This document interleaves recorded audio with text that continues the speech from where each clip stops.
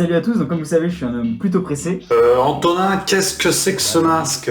Bah tu sais, c'est le port du masque qui se généralise un peu partout en France dans l'espace public. Mais qu'est-ce que tu racontes? T'es chez toi, là, t'es pas dans l'espace public. Et est-ce qu'Internet n'est pas aussi un espace public? Et c'est là. How dare you? Là, tu pressé. Très pressé. Le port du masque obligatoire se généralise donc dans certaines grandes villes comme Paris, Marseille ou encore Strasbourg. Et le gouvernement a annoncé que 19 départements étaient désormais en vigilance rouge. Ouais, ça y est, ouais. On pensait pas que c'était possible, mais le masque est en train de devenir obligatoire à l'air libre dans des grandes villes françaises, mais je pense qu'à ce rythme-là, tout le monde va suivre. Et c'est vrai qu'on comprend pas tout, parce que si on tend un œil un peu attentif sur les chiffres, le nombre de contaminations augmente parce que mécaniquement il y a plus de tests, mais la mortalité semble rester sous contrôle. Il y a quand même une vraie décorrélation entre les actes et les faits. Bon, maintenant c'est pas la première fois en marche. Oui, et d'ailleurs, alors que le nombre de cas est en forte hausse ces dernières semaines, mais que le nombre de morts reste relativement faible, Emmanuel Macron a annoncé l'éventualité d'un possible reconfinement. Ouais, un retour au confinement, c'est vrai que c'est plus à exclure aujourd'hui. Je vais pouvoir retrouver mon meilleur ami le frigo dans ce cas-là, mais c'est vrai que le plus effrayant, c'est que s'il y a reconfinement, on ne sait pas du tout quels sont les objectifs, quand est-ce qu'on va pouvoir en sortir ou quand est-ce que les autorités vont vouloir nous mettre en confinement. Si la barre des morts, du nombre de morts dépasse X ou Y, on ne sait rien, c'est formidable. Oui, non mais c'est sûr que ça paraît compliqué de continuer indéfiniment sur confinement, puis déconfinement dès que c'est les vacances, parce que c'est quand même cool d'aller en vacances, puis reconfinement quand on reprend l'activité professionnelle. Ouais, surtout qu'on confine, on déconfine, hein, c'est la danse qui ne s'arrête plus, mais sans aucune étude scientifique qui pour l'instant prouve l'intérêt du confinement. C'est ça la magie. Donc, tout ça en attendant le vaccin.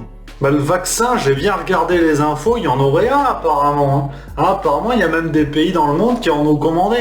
Bon, il est russe, ça c'est chiant, ça c'est vrai que c'est emmerdant. On aurait préféré qu'il soit américain, par exemple. Je dis ça au hasard. Mais tu sens que bon, le vaccin, tout le monde l'attend, mais quand même, ce serait bien qu'il ait les habits des gentils quand même. Et puis c'est sûr que le gouvernement a tout fait pour toutes les activités professionnelles pour être sûr que ce confinement ne leur nuise pas. On pense notamment à la culture, aux intermittents du spectacle. Ah, pour les intermittents, je suis à moitié d'accord. T'as quand même une troupe d'humoristes qui, depuis mars, se produit dans tous les médias, dans toute la France. Ils ont un succès international, ça s'appelle le gouvernement. Ah, puis tiens, il y a un sujet qui me vient en tête, je voulais en papoter avec toi. Les États-Unis, après George Floyd, Jacob Blake, et c'est reparti, Black Lives Matter à fond. Là, on est reparti avec encore une affaire qui soulève beaucoup d'interrogations. Oui, enfin Rémi, c'est quand même ahurissant que des jeunes noirs américains, comme Jacob Blake cette semaine, se fassent tirer dessus et que des images aussi terribles existent encore de nos jours. Non ?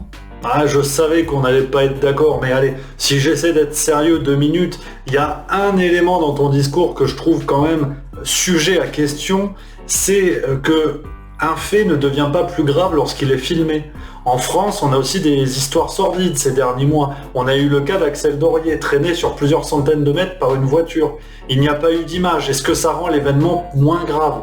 Donc il faut être prudent avec ça. Et il faut aussi faire attention aux antécédents. Parce qu'une image isole un événement, mais on ne sait pas ce qui se passe avant, on ne sait pas ce qui se passe après. Pour le cas de Jacob Blake, là encore, alors je dis ça sous réserve de vérification, n'hésitez pas à aller checker tout ce que je vais vous dire. J'ai trouvé ça sur internet, sur divers articles différents qui ont repris ces faits-là, mais au moment de son interpellation, Jacob Blake se serait dirigé vers sa voiture pour récupérer une arme blanche, notamment un couteau qui a été retrouvé apparemment sur le sol du véhicule. À vérifier tout ça, mais il est quand même très important d'être prudent parce que la cause ultra importante qu'est Black Lives Matter ne mérite pas un traitement des faits sans aucun sérieux, sans aucune prise de recul.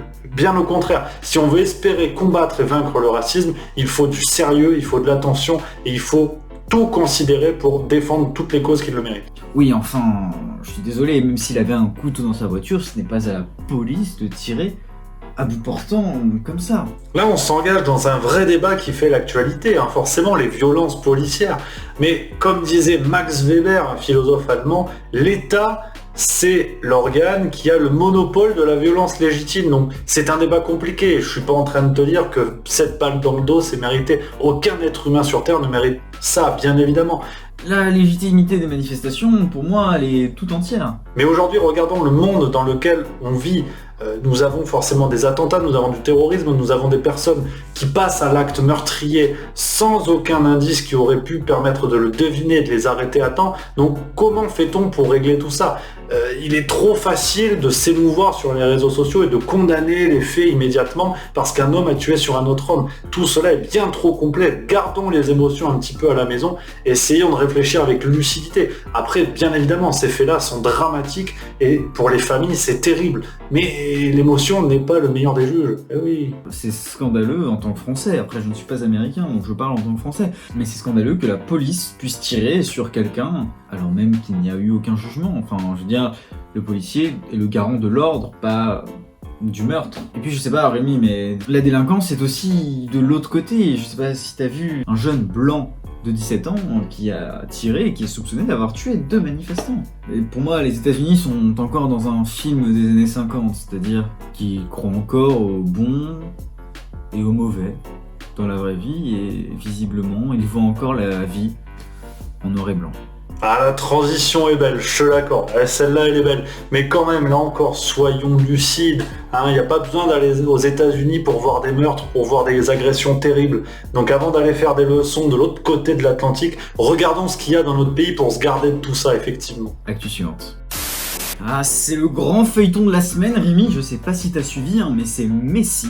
Lionel Messi, pas le Messi, pas Jésus-Christ, le Messi qui est venu sur Terre pour sauver tout le monde. Enfin, non, pas celui-là. Voilà, vous avez compris, ce n'est pas celui-là. Messi, donc, va probablement quitter le Barça pour rejoindre peut-être le Paris Saint-Germain, Manchester City, ou... Ouais, tout le monde est sur le coup. Apparemment, Nîmes Olympique aurait fait une offre avec 15 € et une demi-aubergine. Donc là, c'est vraiment le transfert du moment. Tu penses vraiment qu'il va quitter le Barça ? Je pense qu'il va partir partout où il peut pour une raison simple, qui n'a pas grand chose à voir avec le football, mais l'exil fiscal. Ah, Messi, il aime bien ça, tu connais. Ah, attends, il a déjà été condamné en Espagne quand même. Il a failli aller en prison, le gamin, donc attention. Moi, je crois pas. Je pose ça là, il ne quittera pas le Barça. Voilà, donc, je pense qu'on a tout dit, Rémi. Un beau petit tour d'horizon. Là, on est bien, on est pas mal, ouais. Oui, bah écoutez, si vous appréciez ce format, n'hésitez pas à nous suivre, à vous abonner à la chaîne du Crayon, à vous abonner à la chaîne de Rémi, à me suivre sur Instagram, à suivre Rémi sur Instagram. On se retrouve normalement la semaine prochaine. Rémi, on se dit la semaine prochaine ? La semaine prochaine, ça marche, mais il y a intérêt de parler Tour de France. Attention, la petite reine, c'est mon dada. Ok, parfait. Bah vous me connaissez, je suis un homme plutôt pressé. Salut.